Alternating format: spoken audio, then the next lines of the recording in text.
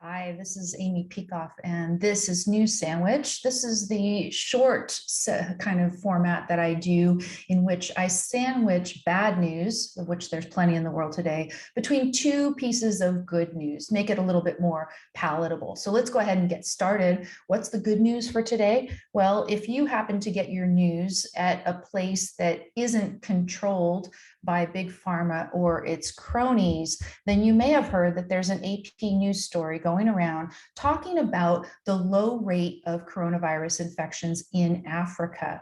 Yes, in Africa. In Africa, there are about 6% of the population vaccinated, and yet, again, the headline says mysteriously somehow, the WHO week after week has described Africa as, quote, one of the least affected regions in the world, end quote. So how is that possible? If the AP News is any indication, the leading scientists around the world, the one that have our leaders' ear, all think that this is incredibly mysterious. And so that really kind of segues us into the bad news, the fact that they do think this is mysterious, that they're not actually looking at the example of Africa to see if there are some concrete lessons that we can learn and perhaps question the strategy of vaccinating everybody, sometimes by force, all around the world as a strategy for coping with the pandemic. The AP news story itself, which, again, this is just a news story, it's not a scientific paper, but it has plenty of clues that I think some of us would find interesting. So, for example, they talk about the lifestyle of people in Africa, the fact that they're out in the sun a lot. Maybe that could indicate vitamin D status as something that we could learn as relevant, and that if we took care of that, we might not need so much vaccination. Maybe we could look at diet, right? The diet of a lot of people in Africa now, sometimes the diet is quite lacking, but insofar as they actually do have enough food, they are not eating the junk that many Americans eat that cause obesity and diabetes and other comorbidities that make us more vulnerable to the coronavirus. What if at the beginning of the pandemic, we had a public education program helping people get their metabolism in order instead of forcing vaccinations on them? These are lessons that could be learned. Third, this was very interesting to me, which is malaria. They said that in the people in Africa who had suffered from malaria, that they actually had more immunity from coronavirus infection and COVID-19, developing COVID-19.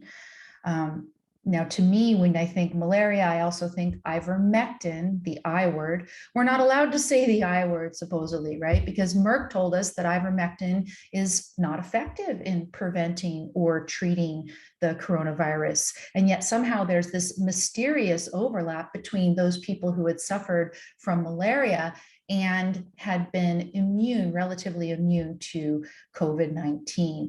So, the bad news is that even in the article itself, they're not really learning the lessons, they're not drawing out the possible lessons.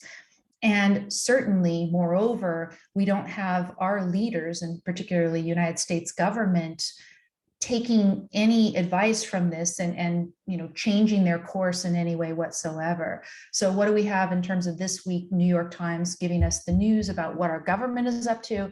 Our government is full steam ahead on the Vaccinate Everybody program.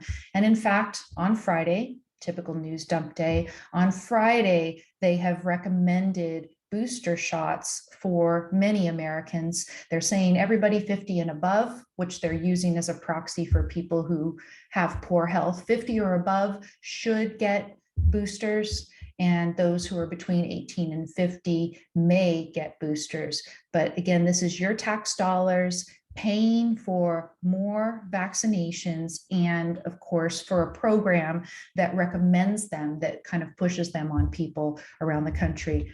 We are at a stay on the mandates, but many employers have taken the mandates that were threatened as a fait accompli and have laid off all kinds of workers. So we are not seeing a change in course based on this piece of information, this great news out of Africa, nor are we seeing them change course based on the not so great news that we saw when I talked about it on yesterday's Don't Let It Go, the news out of England, in which we see that the rate of infection among the vaccinated is the same or substantially more than the rate of infection among the unvaccinated people in the UK. These stats, this information, it is not being used as fuel to learn anything, to help them decide on a course correction. They are just plowing ahead. So what's the good news I can leave you with? The good news I can leave you with is that yesterday in 40 cities around the world, at least 40 cities around the world, there were massive demonstrations of people who are fed up, who want our leaders to learn the lessons that are available out there and want our leaders to stop mandating certain types of behavior, certain types of medical treatment based on faulty logic, justifications that have no merit in logic. We have governments spending money on vaccines that have shown that at least they are not the only way to cope with this. And perhaps the universal vaccination strategy is doing more harm than good. People are saying, no, we will not abide, right? We are not going to beg for permission to go out to a restaurant. We are not going to submit to coercion as a condition of keeping our jobs. We are not going to give up our freedom to travel, our right to travel freely, because of something that our leaders have declared an emergency, which really is not, and to force us to accept one particular solution that seems to be failing all around the world wherever it's been tried. So we have in many of those 40 cities tens of thousands of people who took to the streets and said, enough is enough, we're not going to take this. And what we can hope is that our leaders are going to learn the lesson that they have to reconsider this strategy and change course.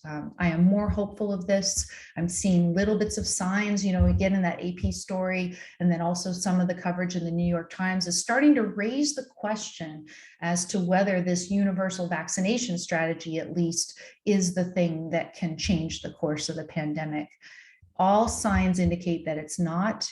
And at least many of the people are waking up. Some of the media is waking up. And I think soon our leaders will as well. Thanks for tuning in, everybody. If you like this new sandwich format, please go ahead and subscribe, click like, give me a Rumble. If you're over on Rumble, that's where I'm going to upload this first. And I will see you for another new sandwich next time. Take care.